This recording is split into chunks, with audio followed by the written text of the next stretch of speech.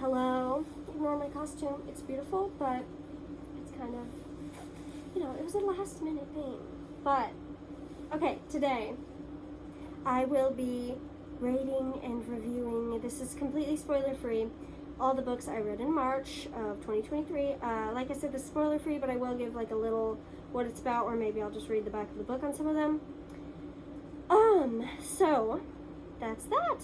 So the first book I will be, oh wait, let me tell you the books I'm going to be reading and reviewing first. So we have A Stranger is Watching, The Red Tent, One of Us is Lying, The Book Thief, Eternal, Murder for the Modern Girl, and then the first three books of Miss Peregrine's Home for Peculiar Children, which is Library of Souls, Hollow City, and then obviously Miss Peregrine's Home for Peculiar Children itself. So let's get started. So I'm going to start with A Stranger is Watching by Mary Higgins Clark. I will read you the back. Okay. None of them could forget the tragic, brutal murder of Nina Peterson. Not her husband, Steve, ravaged by her loss and raging for revenge, nor their 6-year-old son, Neil, a terrified witness to his mother's slaying. Not Sharon Martin, who loves them both and wishes only to ease their pain and hurt, nor Ronald Thompson, who sits wrongly convicted of the murder on the eve of his execution. Certainly not the stranger who killed once in a psychopathic glee, who has not finished with any of them, who lives for the moment when he can kill again and again. So, yeah.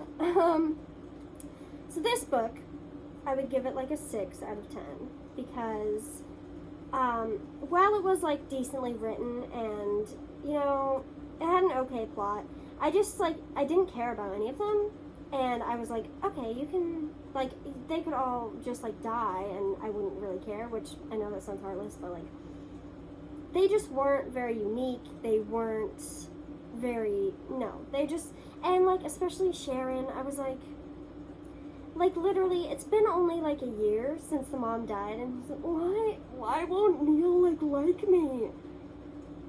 Literally, his mom just died, okay? So, give him a break. But yeah, it was entertaining enough, but like I said, I wasn't attached to characters or any of that, so yeah. So then we would go, And Then There Were None by Agatha Christie. So this was actually my first Agatha Christie book. Pretty entertaining. It was kind of what I suspected when you hear the name Agatha Christie. It's a whodunit. It's, wait, let me read you the back. Alright. First there were 10, a curious assortment of strangers summoned as weekend guests to a private island off the coast of Devon. And I'm probably mispronouncing that, but their host, an eccentric millionaire unknown to all of them, is nowhere to be found. All that the guests have in common is a wicked past they're unwilling to reveal, and a secret that will seal their fate. For each has been marked for murder. One by one they fall prey. Before the weekend is out, there will be none, and only the dead are above suspicion. So, it's a whodunit, it's super fun to, guess who did it and all of that. It actually, I have never read Murder on the Orient Express. I plan to, but, I watched the movie's really good. But it kind of reminded me of that, especially since there was a doctor with the same name as the doctor on Murder of the Orient Express. So it's not, super creative, but it's well written. It's interesting. I wasn't attached to anyone in particular, but it was, like I said, it was fun to guess along the way and all that, and I was shocked by the end, so I'd give this a 7.5. Alright, so we have The Red Tent. This I would give a 9 out of 10, and apparently I can't read you the back. But it's basically a story about the Red Tent where women would go to on their cycle, and it's very, very interesting and very entertaining, and also very valuable. It is quite a bit vulgar, but I would definitely recommend it. It made me cry at the end, which doesn't often happen, but it was moving, it was beautiful. It was, it was great. 9 out of 10. Alright, we have One of Us is Lying. I'm going to start falling down. It's okay. We have One of Us is Lying by Karen M McManus. Yes. Okay, I will read this too. Pay close attention and you might solve this. On Monday afternoon, 5 students at Bayview High walk into detention. Browin, the brain, is yell-bound and never breaks a rule. Addie, the beauty, is the picture-perfect homecoming princess. Nate, the criminal, is already on probation for dealing. Cooper, the athlete, is the all-star baseball pitcher. And Simon, the outcast, is the creator of Bayview High's notorious gossip app. Only, Simon never makes it out of that classroom. Before the end of detention, Simon's dead, and according to the investigators, his death isn't an accident. On Monday, he died, but on Tuesday, he planned to post juicy reveals about all 4 of his high-profile classmates, which makes all 4 of them suspects in his murder. Or are they just the perfect patsies for a killer who's still on the loose? Everyone has secrets, right? What really matters is how far you would go to protect them. So, it was definitely entertaining. Definitely was, again, like another one. It was fun to guess along the way. I knew what was coming like a little bit before because of foreshadowing, but it was surprising and very entertaining. I'd say like a 7.5. Nothing too special, but again, entertaining. If you like just entertainment, I'd recommend that. So, The Book Thief. This book is my all-time favorite book, 10 out of 10. It's so good. It's set in World War II Germany, and it's narrated by Death. So let me go ahead and read you the back. It is 1939, Nazi Germany. The country is holding its breath. Death has never been busier and will become busier still. By her brother's graveside, Lisa Memminger's life is changed when she picks up a single object, partially hidden in the snow. It is the gravedigger's handbook, left there by accident, and it is her first act of book thievery. So begins a love affair with book and words, as Lisa, with the help of her accordion-playing foster father, learns to read. Soon she is stealing books from Nazi book burnings, the mayor's wife's library, and wherever there are books to be found. But these are dangerous times. When Lisa's foster family hides a Jew in their basement, Lisa's world is both opened up and closed down. In the superbly crafted writing that burns with intensity, award-winning author Marcus Zuzac has given us one of the most enduring stories of our time. It's so good. All the characters are super unique and fun, and I cried at the end. This book made me cry, laugh, it made me feel like every emotion, and it's so important, and also it has like some German very smoothly integrated into the writing, so it's super well written, super creative. It's so good. I highly recommend it. 10 out of 10. So good. But so we have Eternal. So by Lisa Scottoline. There isn't a back, so I will just tell you. It's set during World War II in Italy, and it kind of is based around a love triangle between 3 people, one of which is a Jew. So you can kind of tell where it's going, but it's it's well written, it's entertaining. However, it's a bit vulgar, and I wasn't attached to any of the characters. So, yeah. I mean, entertaining, like I said.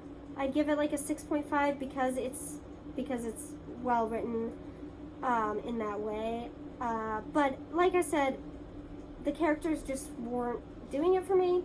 I actually read this book when I was a lot younger, and I really liked it. But now, when I reread it, it's just not, it has a nice end and all that, but it's just not anything special, really. But like I said, 6.5, entertaining. So, we have Murder for the Modern Girl. And when I read the back, I was immediately like, I need this. So, I give it like a 7.5 or an 8. but I will read you the back, and you'll see what, like, lured me into buying this. A ravishing young mind reader stalks the streets at night in kitten heels, prowling for men to murder. A soft-spoken genius toils away in the city morgue, desperate to unearth the science behind his gift for shape-shifting. It's a match made in 1928 Chicago, where gangsters run City Hall, jazz fills the air, and every good girl's purse conceals a flask. So, it's about, we have this female lead who goes around murdering people, but they're bad people, which of course we can't say bad or good for sure, but she is great. She, like, literally, she is amazing. But she does, like, there's some character development as well, and then there's also, it, like, ended kind of sweet. I was not expecting it to be sweet, but, like, it ended kind of sweet, and so it was really good, really entertaining. I read it on my plane ride, but, yeah, it's, you know, and of course it's set in the 1920s, who wouldn't love that, yeah, so I do recommend it. It's nothing too special, but it's very, very entertaining, and she's great, so, alright, so we have Miss Peregrine's Home for Peculiar Children. These books are so beautiful. Let me show you all of them. They all have little signatures. It's kind of amazing. I'd rate all of them, like, what am I doing? What's going on? I don't know what I'm doing, but look at the signatures. Okay. I'd rate all of them, like, here, I'll just hold this one, like an 8.5. They are very, very, very, very entertaining and unique characters. I was attached to them. I love their banter. Very unique storyline, and I liked the twist on powers that it gives. I haven't watched the movie in a while, but I've heard it's good as well. So, super good, super good. I can't speak on how historically accurate it was, since they do a bit of traveling through time during it. But it's so good. It's amazing. I forgot to give you the synopsis, I suppose. No. Well, there's no writing on the back of this book. So I will just tell you that it is about this kid named Jacob, and his grandfather kept telling him stories that he just brushed off, but then when his grandfather dies and he goes to the places that his grandfather was talking about in his story, particularly to an island with a house that his grandfather said he grew up in, filled with peculiar children, or children with superpowers, and he finds out about all this. But it's very, very good. And, like, I like the twist on superpowers where it's not necessarily, it's like superpowers, but, like, you know, for example, one of them can float, but she can't stop floating, so she always has to be, like, tied down to bricks and all that. I like the twist on superpowers. There are also, like, some creatures hunting them. So it's really good. I really love this book. I still have to read the rest, obviously, but I highly recommend it. Like I said, an 8.5. And that will wrap everything up, I suppose. Oh, wait, I want to, okay, I think, I'll find this.